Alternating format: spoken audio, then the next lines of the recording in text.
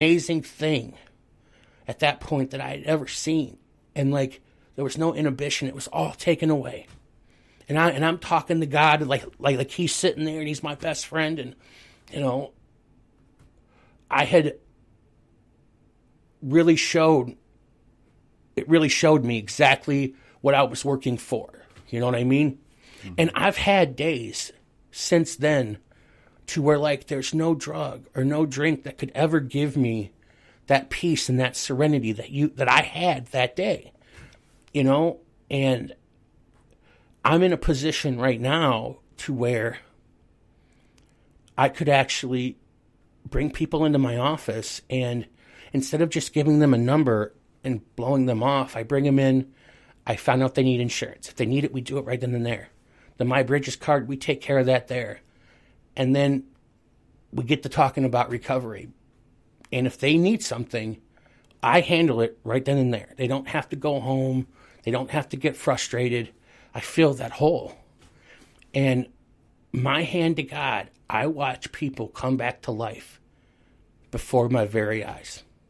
Like, it's happened with quite a few of my recoveries where, like, when I believe in them and, like, they feel it, it's like their color comes back into their face. And, like, on their way to treatment, like, they're not talking about addiction. They're talking about what they want to do after treatment. And it's like they're having that same experience that I went through. And to be able to be a vessel like that, there's nothing that feels better than doing that. Nothing in the world. I was in Arizona and I had put my job before my recovery. I moved there in 2017. And I was making a lot of money, like more money than I ever made in my entire life. And Robin Williams has this quote: cocaine is God's way of saying you make too much money. And boy, was he right. You know what I mean? I fell off for a little bit. And my mentor, Wally, had always been there when I needed him. And the day that I decided to move back home, it was October 31st of last year. And I remember feeling just so distraught and so lost. And once again, like, I can't believe this happened and blah, blah, blah, blah, blah. And I remember calling one of the people that I knew in Michigan, and Wally wasn't just in Arizona at the time. He was like 30 minutes away. I mean, once again, the intervention that took place there, I mean, what are the odds? I mean, I couldn't even plan it any better. And he came over, and like, it was the first hug I had gotten from anybody in like 2 years.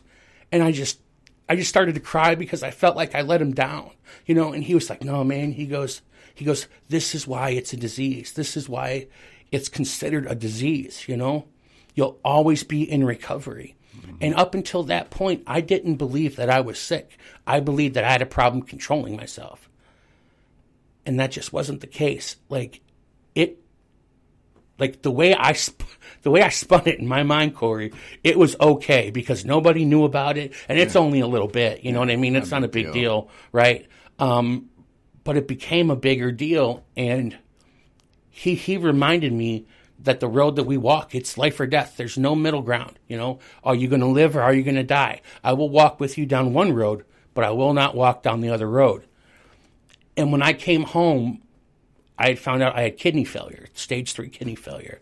When I almost died on the car ride home from Arizona, I get back to my mom's house and like, I am really sick. I had to go through a whole bunch of testing. There were days that like I literally couldn't walk. They had found that some of the medications I was taking were conflicting with each other. Like, I was pretty much having a gout attack every week for a year and a half. And the pain was just so intense. There were times where like I had to call an ambulance because the pain was so bad in both of my legs. I couldn't walk. They had to come up and like, I live on a 3rd floor walk up, and they're bringing me down in this chair and they're saying, don't move. And like, I'm seeing the fear in their eyes, and I'm like, I'm just gripping them, you know. But they kept offering me pain meds and offering me pain meds. And what my mentor said is I should have taken the pain meds and just use them as prescribed instead of going towards the alternative. I still don't trust myself around a bottle of pills. Like, I don't know how I would react. I don't know if I'd be able to take them as prescribed. I just choose not to get them. Right. You know what I mean? But around January, I really started to feel better. Things started clicking, and then I had this job offer to help people, and you know, it worked really well. Like, before COVID, like, I could sign somebody up for treatment and take them that day, you know? In the middle around June or so, it became like a 72-hour wait, you know, after you call and get everything done, you know, on the contract side of things. But last week, I was really calling to try and help out a buddy, and there's like a 9 to 12-day wait time for someone to get in, and it's like, the moment they agree, like, their mind is trying to convince them to not to go. Oh, yeah. And it's like 9 to 12 days, like that's a lot. Time, you know what I mean? Like, there's many excuses that you can come up with, you know? One of the things that I talk to about when I'm talking to my recoveries is it's a known fact that we talk to ourselves more than anybody else. So it stands to reason that what we say to ourselves is very important. And that was probably the hardest thing for me to overcome, because like, I was always calling myself fat and stupid and you're dumb and blah, blah, blah, blah, blah. And it's like, once I was able to kind of transition those thoughts into extracting positivity and what I need to learn from it, my world just opened up. Like, it just became more than what it was. And all I had to do was just change my thoughts. Like, perception is reality, right? It really is. But sometimes what you perceive isn't real. You know what I mean? Like, when you're in active use, what you perceive is not what it is. Right. You know what I mean? So when you start using drugs heavily, you literally stunt the growth of your mind. Mm-hmm. You stop aging that age. So here I am 10 years, you know, and like, all my friends have moved on. They have families, they have houses, they have mortgages, they have jobs, and, you know, I'm applying at Walmart, you know?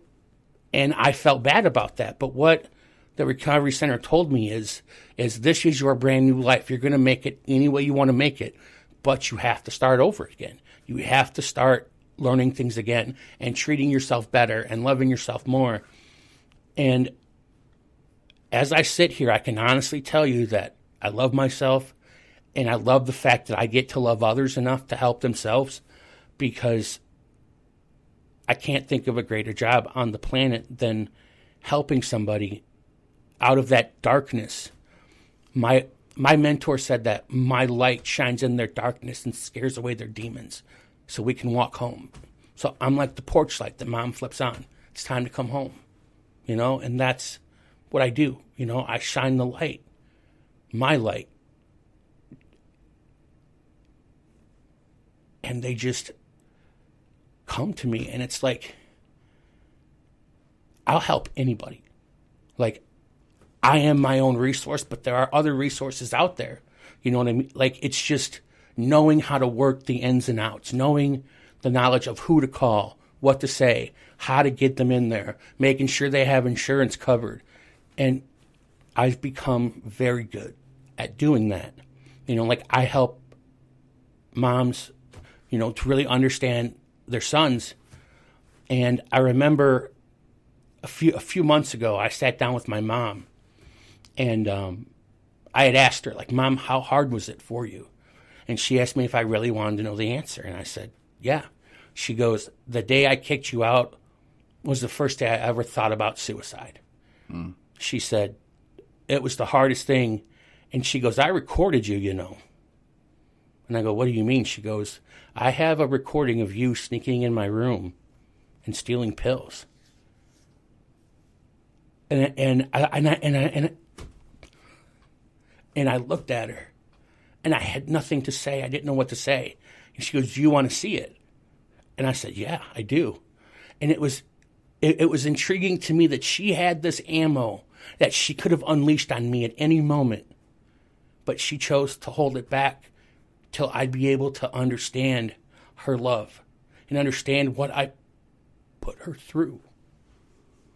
And there's no I'm sorry that can fix that. Mm-mm. You have to fix yourself and earn the trust back, earn that time back. And like, I've burnt a lot of bridges during my addiction, and some were not repairable. But there are those few that are stronger now than they were when I burnt them to the ground. And I feel like that sometimes needs to happen, you know? Like, what I've taken from my addiction, I didn't realize I was storing it until I had to use it. You know, I became a recovery coach, and just hearing the stories from these individuals puts me back in that time, like when I lived in a hotel, when I was withdrawing so bad that, like, I just wanted to die. The pain was that bad mentally and physically. I'm like, I'm ready to go. Like, take me. You know what I mean? But then there was that serenity that I got when I fully surrendered to recovery. Because you have to be all in. Like, you can't have one toe out of the door. You have to be all in. And it's a real, like, mind, body, and soul transformation to become someone different. Because, like, how do you fight somebody that knows your every move, that knows you better than you do yourself? You have to become somebody different. Mm-hmm. And that's the transformation that occurs in recovery, is you become, I wouldn't say a better person, but a better version of you. You know what I mean? Like, everybody has their version of themselves that they strive for, that they want to be like, you know? Some people achieve it and some people don't. I'm one of the fortunate ones where I've achieved what I wanted to do, but I will always be a person in recovery because those addictive traits are still in there. I've just learned how to control them. But every now and then, like, something pops out, like king baby syndrome. I want what I want, and I want it now. And sometimes patience for me is not a virtue, you know? It's something that it takes constant work. Like, you punch your card every morning and you put in work to be clean and sober. But the reward is seeing people that you've helped thanking you, like the families thanking you, saying, you saved my son's life, and all I did was point the way. Like, they did the walking, mm-hmm. You know? I never take credit for that.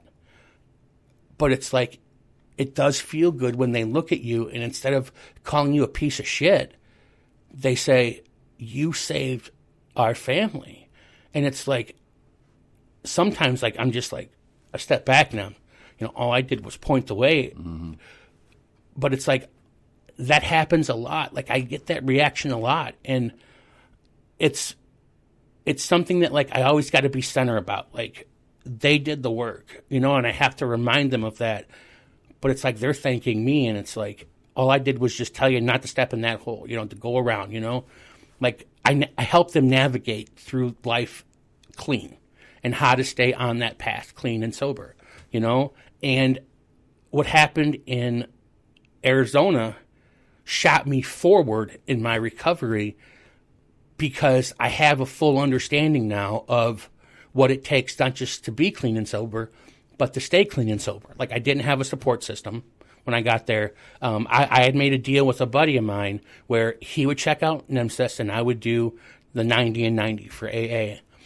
And I remember my first day there, I went up there and I told them that I was, you know, and a guy from MAT, I was substance, and the looks I got were just like, if looks could kill, I'd be dead. But when I went back the second day, they go, oh, you came back. And I'm like, well, yeah. They go, okay, well, do you mind telling your story? And I said, sure, no problem. Because when I get around groups of people that understand, who are like, I don't have to teach them how to help me. I feel like I'm home no matter where it's at. And I tell my story, and there's not a dry eye in the house. And it's like the 90 and 90, I completed it, and then I stopped going because I felt like I did what I was supposed to do. And then I started working like 65 hours a week, like making a lot of money. And I put that over my recovery. And that was just something that I should not have done, you know. And I know that now because I thought that, you know, I'm turning down these pain pills. I'm doing a great job. I was being broken down day by day. My will was being broken down day by day. And there were other paths I could have taken, but I chose to go back to what I knew to stay comfortable, if you will. And I think a lot of people do that. Yeah. I did it. Most people have to. So, was it the best choice for you? No, but you had to do it. I mean, well, so I mean,